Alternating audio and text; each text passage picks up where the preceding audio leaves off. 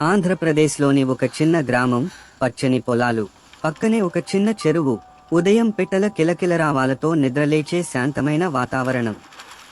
ఆ గ్రామంలో నివసించేవాడు వెంకీ. అతను పెద్ద కలలతో పరుగులు తీసే వ్యక్తి కాదు, చిన్న చిన్న ఆనందాలతో సంతోషంగా ఉండే సాధారణ మనిషి. వెంకీకి ఉదయం మొదలవుతుంది సూర్యోదయంతో.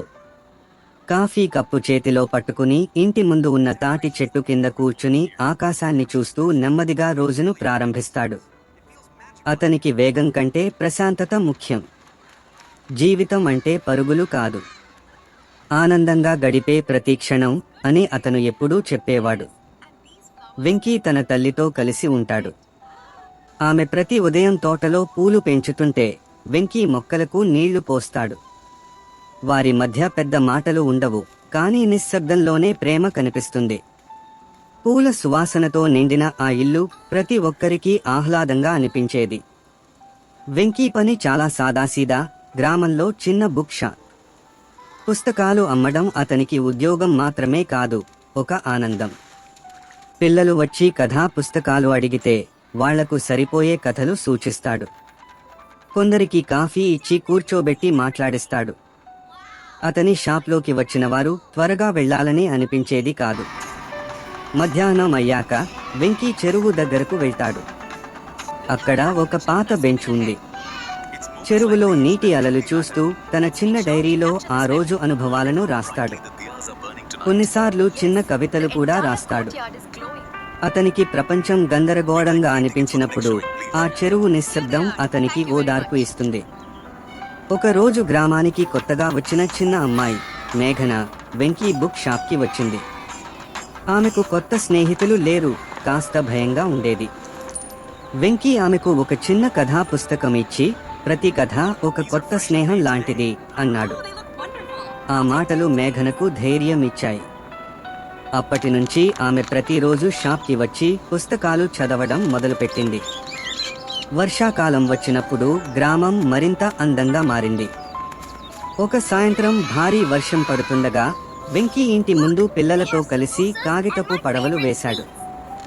వర్షపు చినుకులు పడుతుంటే పిల్లల నవ్వులు గ్రామాన్ని నింపేశాయి. ఆ క్షణంలో వెంకీకి జీవితం ఎంత సులభంగా, ఎంత అందంగా ఉండగలదో అనిపించింది. వెంకీకి పెద్ద విజయాలు లేకపోయినా చిన్న చిన్న మంచి పనులు అతని రోజును నింపేవి. ఒక వృద్ధుడికి మందులు తెచ్చిపెట్టడం, పక్కింటి అమ్మాయికి చదువు చెప్పడం, తోటలో పక్షులకు గింజలు వేయడం, ఇవే అతని విజయాలు. గ్రామంలోని ప్రతి ఒక్కరికి అతను నమ్మదగిన వ్యక్తి. ఒకసారి అతని స్నేహితుడు నగరానికి వెళ్లి పెద్ద ఉద్యోగం చేయమని చెప్పాడు. కానీ వెంకీ నవ్వుతూ, నా ఆనందం ఇక్కడే ఉంది, నెమ్మదిగా జీవించడం కూడా ఒక కళ అన్నాడు. అతనికి సంపాదన కంటే మనసు ప్రశాంతంగా ఉండటం ముఖ్యమైంది. సాయంత్రం వేళల్లో గ్రామంలో చిన్న పిల్లలతో కలిసి క్రికెట్ ఆడేవాడు.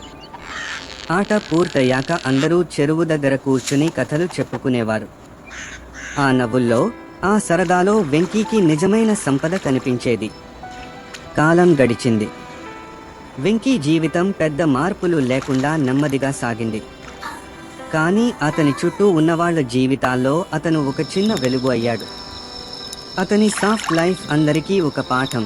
పెద్ద కలలు, పెద్ద విజయాలు కాకపోయినా చిన్న ఆనందాలతో జీవితం ఎంతో అందమే. ఒక ప్రశాంతమైన సాయంత్రం వెంకీ చెరువు దగ్గర కూర్చుని సూర్యాస్తమయం చూస్తూ తన డైరీలో ఇలా రాశాడు: జీవితం నాకు ఇచ్చింది పెద్ద విజయాలు కాదు, కానీ ప్రశాంతమైన ఉదయాలు, నవ్వులు పంచుకునే స్నేహితులు, ప్రేమతో నిండిన చిన్న క్షణాలు. ఇవే నిజమైన సంపద. ఆ రోజు కూడా సూర్యుడు అస్తమించాడు. కానీ వెంకీ హృదయంలో ఉన్న ప్రశాంతత మాత్రం ఎప్పటికీ అస్తమించలేదు. అలా వెంకీ యొక్క మృదువైన జీవితం సాదాసీదాగా, నెమ్మదిగా, కానీ ఎంతో అందంగా కొనసాగుతూనే ఉంది.